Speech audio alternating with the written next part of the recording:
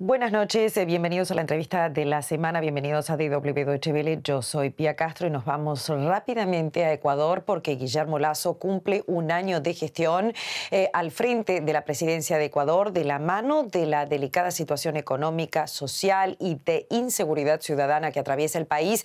Queremos hoy hacer un balance de este primer año y analizar quizás la hoja de ruta política de Ecuador en los próximos tres. Este ha sido sin duda un año muy difícil para el país, ensombrecido por la crisis del COVID. Lasso, en este caso, ha tenido una buena gestión en este tema, pero se necesitan más estrategias para sacar al país adelante. ¿Qué ofrece Lasso para los próximos 3 años? ¿Qué le quedan? El presidente, recordemos, termina estos 12 meses de gestión con una credibilidad que se desploma, un desplome también de imagen y perdiendo a 4 de sus ministros esta última semana. Y de eso queremos hablar con Pablo Ospina. Él es profesor de la Universidad Andina Simón Bolívar en Ecuador. Muchísimas gracias por atendernos aquí en Deutsche Welle. Muy buenas noches. Quisiera comenzar con el empleo y la seguridad. Son grandes promesas de la campaña de Lasso hace un año. En estos 12 meses, ¿el salario básico ha aumentado en su país? ¿Algún resultado adelantador si hablamos de avance económico, que según encuestas es lo que más preocupa al ciudadano ecuatoriano? Buenas noches. Buenas noches. Bueno, su promesa de campaña fue subir $100 el salario mínimo, que estaba en aproximadamente 400, y en el primer año subió $25 con la idea de que, digamos, con la promesa de que en los siguientes años subiera de manera equivalente. Sin embargo, hay que decir que la mayoría de la población en el Ecuador no tiene un empleo formal y por lo tanto quienes se benefician de esta alza salarial son mayoritariamente los trabajadores del sector público. Entonces, la reactivación económica es la gran deuda pendiente de este primer año, esta creación de nuevos empleos. Y esto tiene que ver con que el gobierno tiene una agenda de austeridad y de arreglar las cuentas fiscales, lo cual es poco comprensible en realidad para la mayoría de la población, en un contexto en el cual el precio del petróleo se ha recuperado enormemente por las condiciones internacionales. Y en ese marco había un cierto margen para poder hacer inversiones públicas que pudieran fortalecer la recuperación económica, que claro, después de el confinamiento por el COVID ha ido mejorando todos los indicadores, pero podría hacerlo con muchísima más rapidez si hubiera una política proactiva, como en todos los países del mundo. ¿Qué es lo que han hecho todos los países del mundo luego de la crisis del COVID? Bueno, que el sector público invierta y arroje circulante dentro de la economía. Programas de apoyo a las empresas, programas de apoyo en infraestructura. Fíjese usted que las provincias que han sido declaradas con mayor, digamos, que han sido declaradas en emergencia, la provincia de Guayas, de Manabí y de Esmeraldas, por los problemas de seguridad, son precisamente las provincias que tienen el mayor déficit de infraestructura en carreteras, en sector inmobiliario, en hospitales, en infraestructura educativa. Todo eso se podría dinamizar muchísimo, y los efectos de una inversión en infraestructura tienen muchísimas conexiones con la economía, con la generación de empleo no calificado. Entonces, doctor, eso ha faltado enormemente. Doctor Ospina, discúlpeme que lo interrumpa, vamos a hablar ahora de las zonas de emergencia que tiene su país, pero quisiera volver a la parte económica para entender bien. Lasso es un banquero y ha tenido una agenda favorable hacia el capitalismo financiero. Usted ha hablado de las inversiones de Estado, pero ¿qué ha pasado con esta inversión privada e inversión internacional?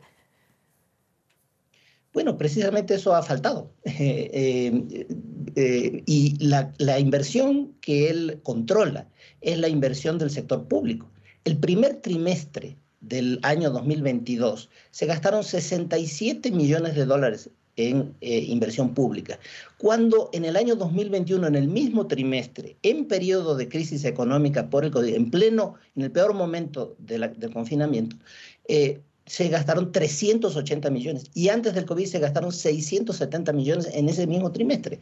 O sea, eso muestra una incapacidad muy grande para arrojar dinero a la economía, que es lo que se necesita en este momento. La inversión privada y la inversión internacional muchas veces siguen la pauta de la inversión pública. En todo caso era la que él controlaba. Ha preferido, digamos, mantener las cuentas fiscales en lugar de priorizar la recuperación económica con una política contracíclica. Doctor Ospina, me gustaría que me explique esto rápidamente, porque las fuerzas de izquierda e indigenistas del Parlamento han frenado la ley de inversiones que Lasso proponía. Entonces, explíqueme por qué. Claro, esto tiene que ver con que su agenda era una agenda que no tiene mayoría, la agenda parlamentaria. En la agenda parlamentaria ha tenido claramente un bloqueo. Ese bloqueo tiene que ver con que hay unas fuerzas que no concuerdan con una política de liberalización económica o de apertura comercial indiscriminada.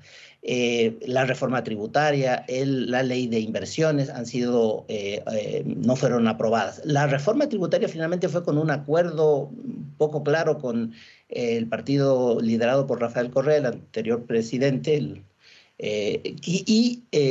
esa fue aprobada por el Ministerio de la Ley. Sin embargo, en general la agenda parlamentaria no ha funcionado. Pero esto que estoy diciendo, que tiene que ver con la inversión pública, con la tarea de gobernar, no necesitaba agenda parlamentaria, no necesita cambiar las leyes.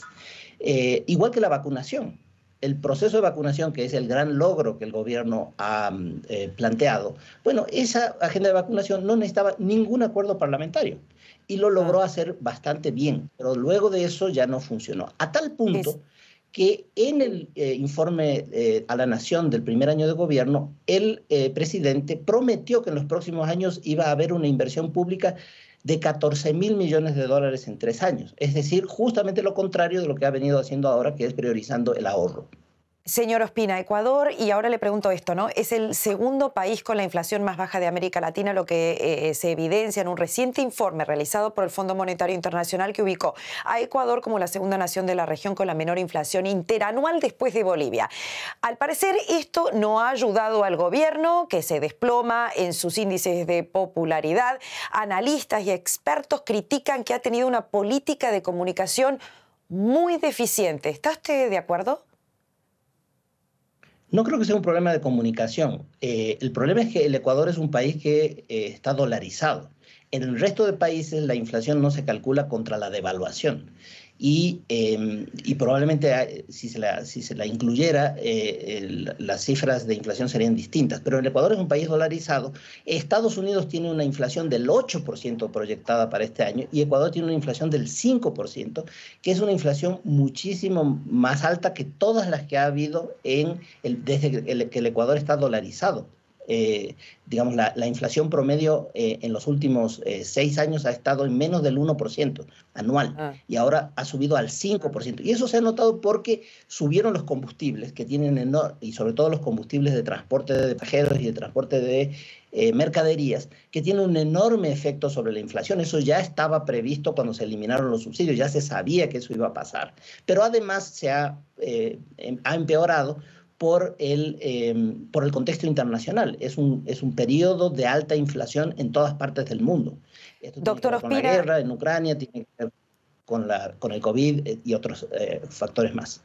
No quiero dejar de hablar sobre este tema con usted, que también preocupa no solo a Ecuador, sino al mundo entero después de las imágenes que se han visto, ¿no? El gobierno de Lasso enfrenta una de las peores crisis carcelarias vividas en su país por el enfrentamiento entre las bandas criminales, el crecimiento del narcotráfico y la ausencia de unas políticas públicas, como usted ya dijo, que han llevado al gobierno totalmente al límite. Para dar cifras, cerca de 380 presos han sido asesinados desde que iniciaron los levantamientos en las cárceles. Lasso ha reaccionado con toques de queda, estado de excepción, estado de emergencia en las principales ciudades costeras del Ecuador. En su discurso de hace un par de días, el presidente, y son cifras que quiero compartir con nuestro público, dijo que él había desarticulado 1.350 bandas criminales, así como que se han incautado 7.500 armas, 231 toneladas de drogas. Son cifras escalofriantes. Concretamente, ¿qué ha hecho él? Bueno, en realidad las cifras son las peores de la historia desde que hay estadísticas. Los asesinatos por semana, o las muertes violentas por semana en este año han llegado a 77 cuando antes de la pandemia estaban en menos de 20 por semana. Esto significa que, digamos, son cifras no vistas nunca en el pasado. Y los asesinatos en las cárceles, las masacres en las cárceles, tampoco habían ocurrido. Estábamos acostumbrados a que en Brasil hubiera una enorme cantidad de asesinatos, de masacres y de revueltas carcelarias. En Ecuador no había habido nunca. Entonces, esto ha tomado al gobierno anterior y a este gobierno por sorpresa, sin una política clara. Y también hay un problema de hacinamiento en las cárceles, un exceso de población carcelaria por causas menores, que podría solucionarse de otra manera con amnistías, descongestionándolas. Además, las cárceles que se construyeron en la época del presidente Correa son demasiado grandes. Son cárceles de 5.000, de 6.000 presos y es mucho más difícil de controlar. Y además de eso, una política económica poco activa, poco proactiva, ha hecho que la situación económica no mejore con la rapidez que debería y por lo tanto eso se refleja en las cifras de delincuencia. Señor Ospina, ¿ha mejorado la situación frente al narcotráfico en las ciudades costeras de Ecuador, donde las bandas criminales, ciudades costeras en estado de emergencia, estado de excepción, donde las bandas criminales de drogas muestran su poder? Por la experiencia en otros países, le pregunto, generalmente se recrudece la violencia, hay una extrema militarización y la cifra de víctimas asciende y no desciende.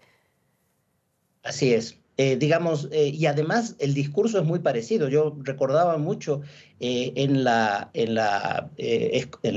el discurso de Guillermo Lasso, hablaba de que hay un recrudecimiento de la violencia porque el gobierno golpea a las mafias. Bueno, era exactamente el mismo discurso de Felipe Calderón en México cuando se produjo una incapacidad del Estado para controlar la violencia en la calle. Entonces, esto evidentemente no está funcionando.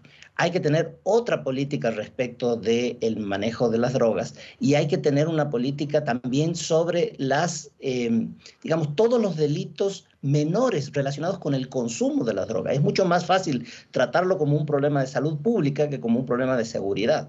Evidentemente, la cercanía de los grandes lugares de producción de coca que están en Colombia, en el Chocó y en la zona amazónica, bueno, empeora la situación, hace más difícil. Sin embargo, es evidente que una política centrada en aumentar a la policía, el gobierno planteó que va a aumentar en 30.000 los policías, hay 45.000 en este momento, o sea, es casi duplicar el número de policías, no va a solucionar ese problema por sí mismo si no se cambian las condiciones generales económicas del país y si no se tiene un nuevo enfoque más bien centrado en la salud pública y en no andar persiguiendo el pequeño microtráfico, que es lo que ha ocurrido hasta ahora. Doctor Ospina, una última pregunta. Sé que es un poco difícil, pero si me la podría contestar brevemente para el público internacional. ¿Cuál es esta deuda política social que todavía debe Lasso al Ecuador? Bueno, una agenda de reactivación, un aumento del empleo. Esas cosas no están ocurriendo con la velocidad que la gente espera y con la que él también, digamos, prometió entusiastamente en la campaña. Esperemos que estos anuncios que ha hecho en el último mensaje presidencial se cumplan y logre cambiar de tal manera que no solamente la recuperación económica mejore, sino que también los servicios públicos, los servicios de salud que están en crisis por la falta de medicinas o el registro civil que no tiene especies para sacar la cédula o los pasaportes. O sea, hay problemas graves de gestión y esperamos que eso se pueda solucionar en un gobierno que luego de 3 intentos de llegar a la presidencia se entiende que tiene ya más o menos aceitadas cuáles son las políticas que tiene que hacer, los equipos técnicos para llevarlas a cabo, etcétera. Entonces, esperamos que haga esas rectificaciones y que el gobierno mejore su gestión en el próximo año. Muchísimas gracias, señor Ospina, desde Ecuador. Gracias por este análisis. Un año de Guillermo Lasso Muchas en gracias el a país. ustedes.